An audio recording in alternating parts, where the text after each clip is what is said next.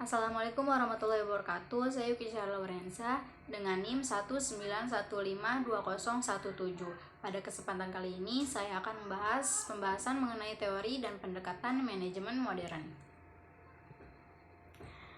Apa sih teori manajemen modern itu?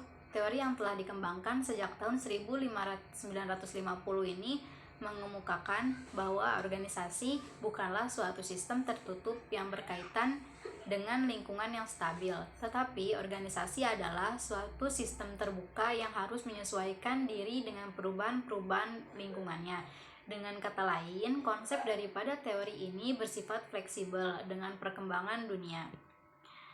Tentu manajemen modern juga memiliki beberapa tujuan. Antara lain tujuannya yang pertama adalah menjalankan dan mengevaluasi strategi yang telah direncanakan agar dapat berjalan secara efektif.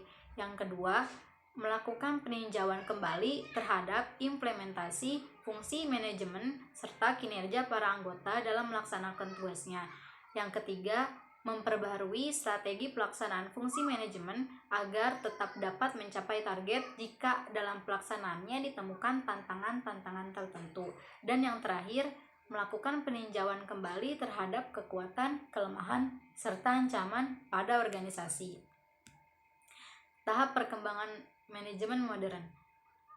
Manajemen modern ini berkembang menjadi dua jalur yang berbeda.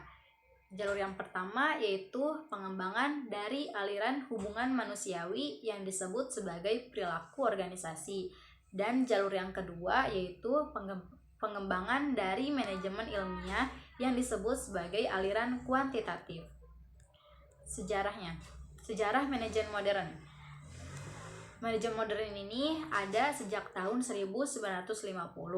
Ilmu manajemen merupakan salah satu ilmu sosial yang mulai berkembang tahun 1800 dengan aliran atau teori klasik yang pertama kali muncul.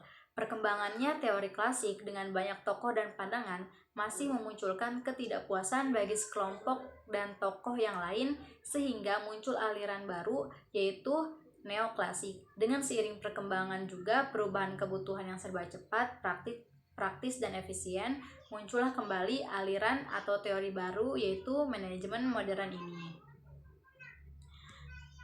Dari tujuan manajemen modern pasti ada kekurangan dan kelebihannya. Kelebihannya antara lain yaitu banyak variabel yang bisa diolah dengan teori ini seperti penganggaran modal, perencanaan produk, dan sebagainya. Dan kelebihan yang kedua yaitu pergerakan lebih dinamis dan fleksibel karena pusat komando bisa disesuaikan dengan kondisi organisasi maupun perkembangan dunia. Sedangkan kekurangan dari manajemen modern ini yaitu konsep manajemen modern sulit dipahami karena perhitungannya yang sulit. Yang kedua, masih dinilai kurang dalam pengelolaan aspek sosial sumber daya manusia. Sekian dari saya, kurang lebihnya mohon maaf. Assalamualaikum warahmatullahi wabarakatuh.